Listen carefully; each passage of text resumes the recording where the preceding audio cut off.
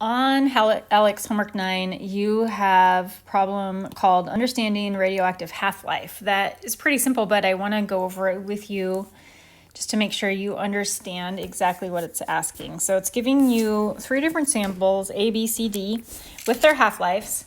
And it's asking you, first of all, to rank them by radioactivity. So which one is the most radioactive, and then what's the next most radioactive? And that's based totally off of how long the half-life is. Shorter half-life means that the substance is falling apart really fast over a short period of time, and that means that it is the most radioactive out of all of them. So in this particular set of, we've got to be careful because the units are totally different. We've got one that has a half-life of just a few minutes, so that one is going to be the most radioactive out of all of them. And then we have one that has a half-life of 29 years, so that one is going to be the least radioactive. And if this is ranking them like 1 through 4, I don't know how we're going to actually enter this in. The one that is days will be the next most radioactive, and then 13 years will be number 3, and then 29 years is the least radioactive. The second part of the question is asking how much time is it going to take for the amount to decrease to 1/16 of the initial amount.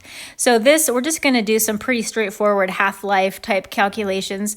When the substance undergoes its first half-life, when the first half-life passes, it's left with 1/2 of the original sample.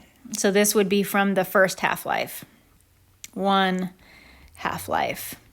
And then after half-life number 2 passes, that quantity is cut in half again. So now we have 1/4 of the substance. So this would be the second half-life.